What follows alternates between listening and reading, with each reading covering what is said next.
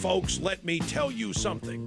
There is a judge, a federal judge, appointed by Barack Obama, who has decided once again that the American people do not get to have secure elections. An Obama judge in Boston has blocked Trump's mail-in ballot safeguards from taking effect before the midterms. And I am sitting here in the Attila the Hun Chair behind the Golden EIP Microphone, and I am just marveling. I am in a state of pure marvel because here's what happened. The Supreme Court of the United States, the highest court in the land, the one that has the final word, the one that the left spent years packing with their people and screaming about when they didn't get their way, the Supreme Court ruled that the Trump administration can move forward with mail-in ballot safeguards. The Supreme Court said yes. And what does an Obama-appointed district judge in Boston say? She says no. One judge, Boston, overriding the Supreme Court, overriding the will of the elected president, overriding what most Americans, most sane Americans, consider to be the absolute bare minimum of election common sense. And the drive-by media, our friends in the press, they will cover this as a heroic act of resistance, a brave jurist standing up to the authoritarian. That's the story they'll tell. That's always the story they tell. I'm Rick LeBeau, this is Rush Hour, and we are just getting started.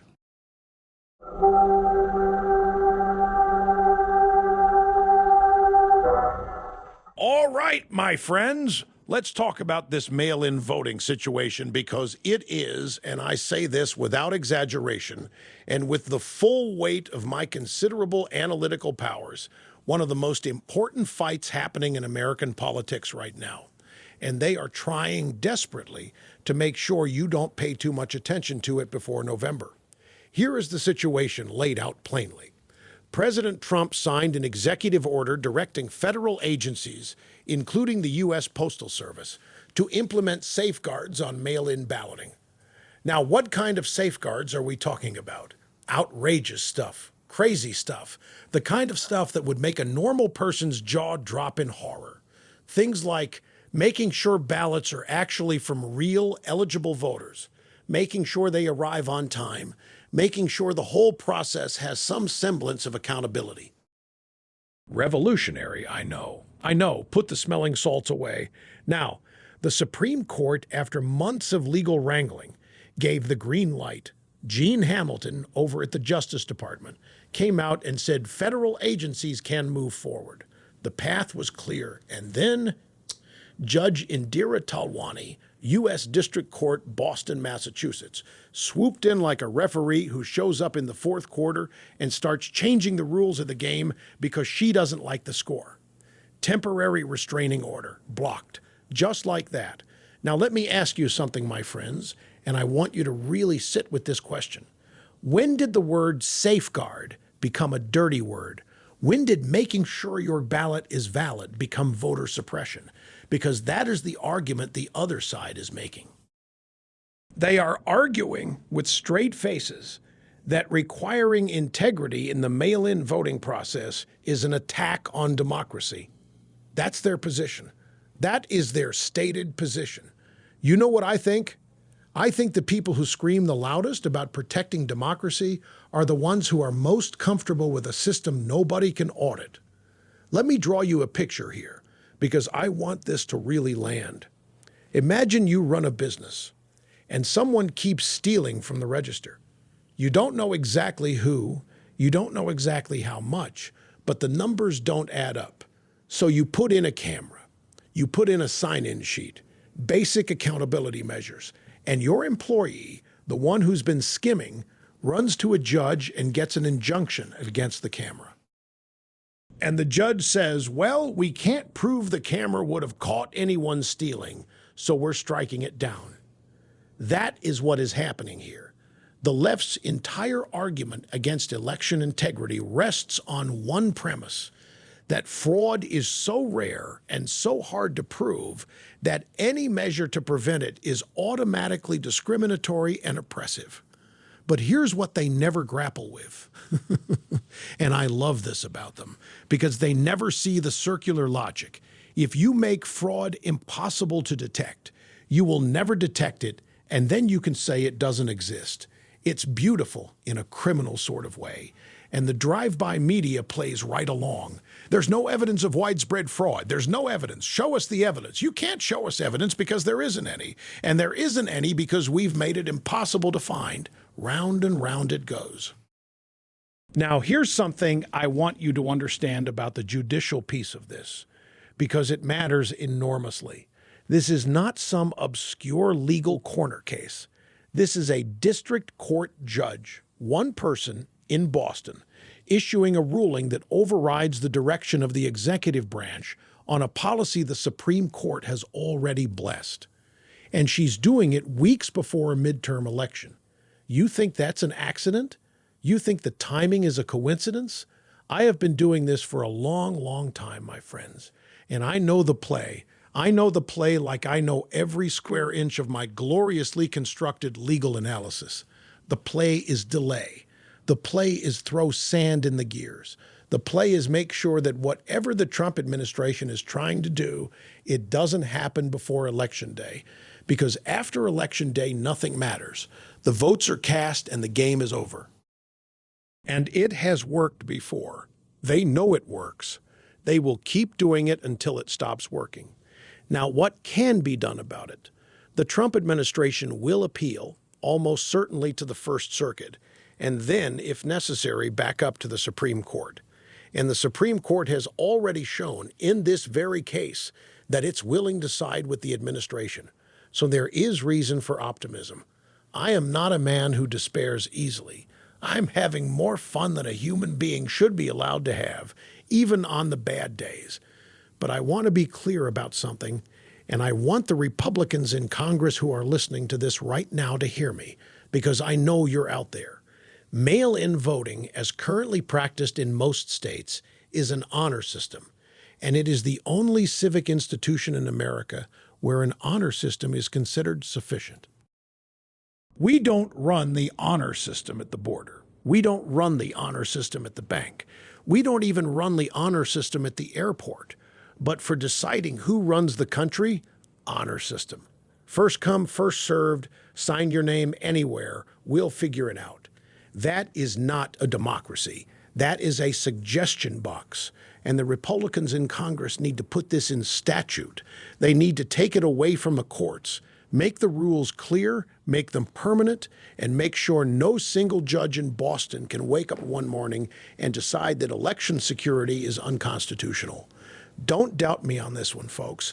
This issue is not going away, and the outcome matters more than almost anything else on the political landscape right now.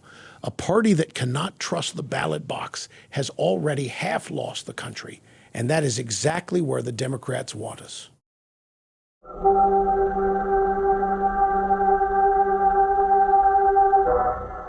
All right, the roundup, folks, and we have got some good ones today. 3 stories, rapid fire, my takes, fresh off the Golden EIP microphone. First up, the Canadian Broadcasting Corporation, the CBC, Canada's government-funded public broadcaster, has issued guidance to its staff telling them not to refer to the September 11th, 2001 attacks as a terrorist attack. I want to say that again because I want to make sure it registered. The CBC is telling its journalists not to call what happened on September 11th, 2001, when 19 men flew commercial airplanes into the World Trade Center and the Pentagon, killing 3,000 Americans, a terrorist attack. They don't want to call it that. The reasoning, as best as I can reconstruct it from what these people usually say, is that calling it terrorism is taking sides, that it imposes a value judgment, that it might be offensive to somebody somewhere who sees the attackers as, I don't know, freedom fighters, I suppose. Now, I want to point out something very simple. The word terrorism has a definition. It means the use of violence and intimidation against civilians for political or ideological ends. If flying a plane full of innocent people into a building full of innocent people doesn't meet that definition, then the word has no meaning at all, and we should retire it. The CBC is not doing journalism. The CBC is doing something else. I'm not entirely sure what to call it, but it rhymes with propaganda. And just so everyone understands the full picture here, this is the taxpayer-funded broadcaster of Canada. The Canadian taxpayer is paying for a media organization that will not call 9/11 a terrorist attack. And Canadians wonder why Americans look north and scratch their heads. Now, quickly, speaking of Canada, and I love going back to Canada twice in one block, Alberta Premier Danielle Smith and Saskatchewan Premier Scott Moe have come out and said they will not go along with Prime Minister Mark Carney's retaliatory tariffs against the United States on natural resources. They held press conferences. They stood up and said, we are not doing this. And I want to give these two their due, because what they are doing takes real political backbone in Canada right now, where standing up for your relationship with America makes you practically a pariah in the coastal political class. Carney wants a trade war with us. He wants to be the tough guy who stood up to Trump. He wants the applause from the European crowd and the UN crowd and the Davos crowd. And Danielle Smith and Scott Moe are saying, our people need to sell oil and grain, not fight a war we cannot win. The interesting thing is, this is a preview of what the American left refuses to learn. When you pick an economic fight with the most powerful economy on earth, it is the regular people in your own country who pay the price, not the politicians. The politicians are fine. They always are. It's the farmers in Saskatchewan and the roughnecks in Alberta who suffer. And Smith and Moe know their constituents. Good for them. Good for them. All right, one more, and this one I could spend an entire hour on, and maybe someday I will. Zohran Mamdani, New York City's new socialist mayor, fresh off his big win. The city's first Muslim mayor, proud democratic socialist, has announced that he will not support a Hindu event in Manhattan featuring the leader of a major Hindu cultural organization from India. Now, to understand what's happening here, you need to know a couple things. This Hindu organization, the RSS, is associated with India's ruling party. It's a conservative, nationalist Hindu group. Mamdani called their vision exclusionary. He said he won't lend it any support. Now, let me be very careful here, because I want you to notice something. We have a mayor of a major American city who has publicly gone out of his way to signal that a Hindu group's event is not welcome in his city because he disapproves of their ideology. And the press is covering this as what exactly? Nothing, mostly. Some applause from the usual corners. Can you imagine, and I'm just asking, can you imagine if the mayor of any American city said the same thing about a Muslim cultural event, about a left-wing political organization? The shrieking would rattle windows from here to the Pacific coast. But a Hindu group? Totally fine, nothing to see here. Very brave and inclusive of you, Mayor. This is the left's coalition of the oppressed in action, folks. And the coalition has a very specific pecking order. You need to know your place in it. Hinduism, which is one of the oldest and most philosophically rich traditions in human history, does not rank highly in the coalition. A Hindu nationalist group, forget it, off the list entirely. The most diverse city in America. Mamdani is a socialist who was practically handed the mayoralty by a Democratic Party machine that has decided New York City is a laboratory for whatever radical idea came down the faculty lounge hallway that week. And this is what you get. You get a mayor who thinks his job is to sort New Yorkers into approved and disapproved categories based on his own ideological framework. The people of New York will, I'm sure, enjoy what comes next.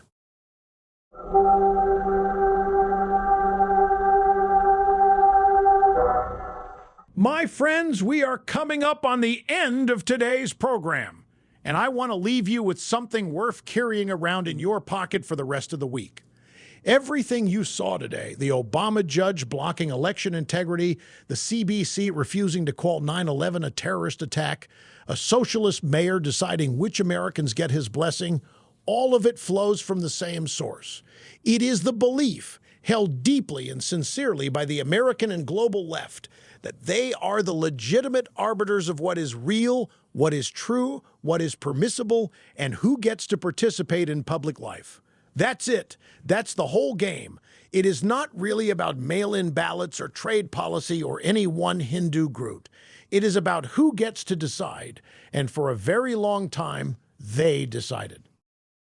They ran the courts, they ran the media, they ran the universities, they ran the cultural institutions, and they decided. And anybody who pushed back was a bigot, a rube, a deplorable, a threat to democracy. But something has changed. And I say this not to spike the football, but because I believe it and I want you to believe it too. The American people are the only adults left in the room. They always were. The common sense that built this country did not disappear. It was just being talked over by people with microphones and law degrees and nonprofit budgets.